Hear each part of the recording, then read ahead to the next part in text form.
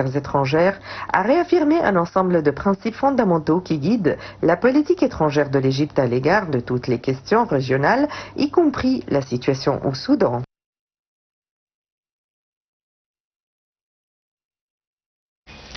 C'était donc, mesdames et messieurs, la 5e édition du Forum d'Assouan pour la paix et le développement durable qui s'est ouverte hier dimanche dans la ville d'Assouan sous les auspices du président Abdel Fattah el-Sisi et en présence du ministre des Affaires étrangères, Dr Badr Abdelghati, et un certain nombre de ministres, décideurs, représentants d'organisations régionales et internationales.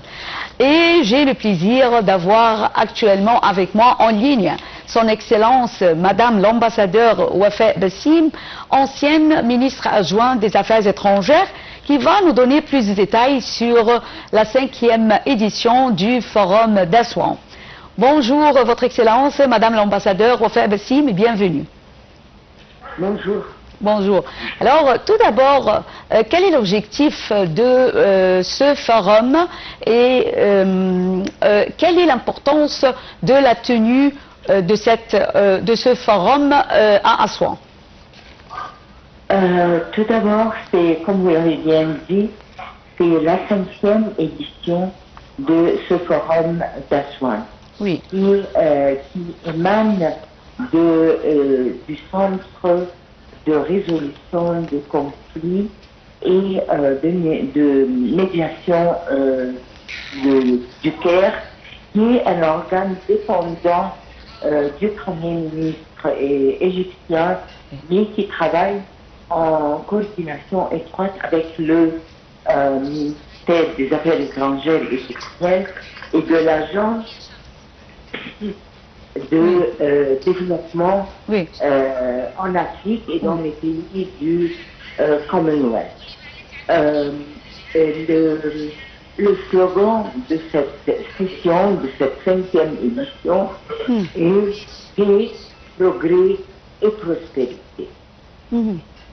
Et il y a un grand rôle pour la résolution des conflits internes qui existent, ou même plus internes qui existent dans le continent africain. Mais la paix n'est pas seulement le cessez-le-feu, mais c'est tout un processus de l'après-paix, de post-paix. Donc la réhabilitation, la reconstruction, le rapatriement des personnes déplacées ou des réfugiés. Aussi, la paix là où le concept de sécurité n'est pas limité à l'usage des armes et l'arrêt des conflits, des combats. oui, Mais il prend l'aspect global de sécurité, sécurité alimentaire, sécurité cybernétique, aussi sécurité en ce qui concerne les matières premières et les ressources, sécurité de l'eau, tout aspect de sécurité dans le sens large du mot. C'est pour cela qu'il pourrait y des sessions qui ont un aspect politique, d'autres qui ont un aspect qui se reportent à la médiation et des négociations pour la paix, des aspects culturels, des aspects techniques et même aussi une partie du forum a été consacrée à la célébration de 25 ans sur la résolution du Conseil de sécurité 1325 qui traite du rôle de la femme pour établir la paix et la sécurité aussi. oui. Là, on jette la lumière sur l'importance de donner à la femme un espace convenable vu sa responsabilité pendant le combat, qu'elle s'occupe des familles pendant l'absence des hommes, c'est elle qui devrait prendre une décision ou bien participer à la décision pour la reconstruction, pour la réhabilitation, mais aussi pour comment gérer la vie pendant les combats dans les camps de réfugiés ou de personnes déplacées, mais aussi dans le contexte de négociation et de médiation pour aboutir à la paix. Donc c'est plutôt l'autonomisation de la femme et des jeunes, n'est-ce pas? Pardon? C'est l'autonomisation des femmes et des jeunes. Justement, qui ont d'ailleurs, nous avons déjà une décennie qui est passée sur la résolution du Conseil de sécurité concernant le rôle des jeunes dans l'établissement de la paix et dans la médiation. Alors,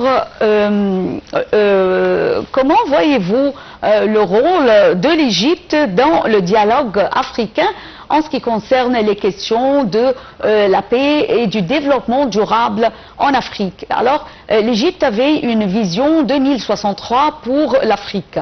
Veuillez nous jeter la lumière sur ce sujet. Notre président, dans son allocution télévisée pour le forum, a bien rappelé le rôle de l'Égypte dans les différents secteurs de prospérité, de paix et de progrès pour l'Afrique. Il a rappelé la présidence égyptienne en 2017 de l'Union africaine et le plan qu'elle avait proposé et a été accepté de tous les membres de l'Union africaine qui concernait le progrès économique, l'infrastructure, la gouvernance, la bonne gouvernance pour aboutir à un progrès tangible dans le continent africain.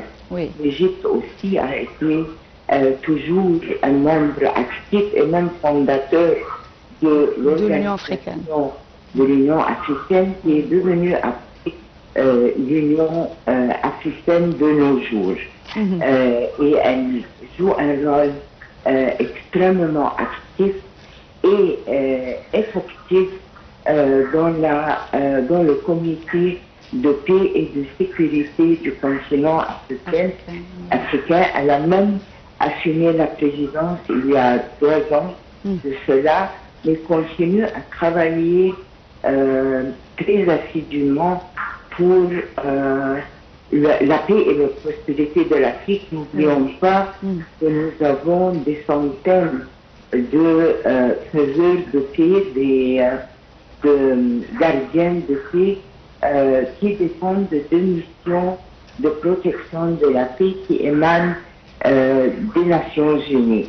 Nous avons même des femmes, un nombre de femmes, 103 personnes qui viennent du secteur policier et du secteur de l'armée qui participent à ces forces de préservation de la paix et de la sécurité.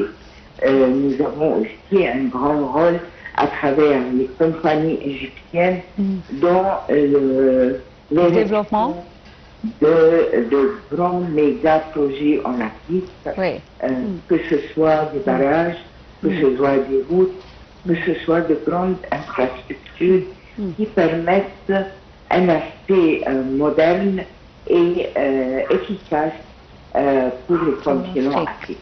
Oui.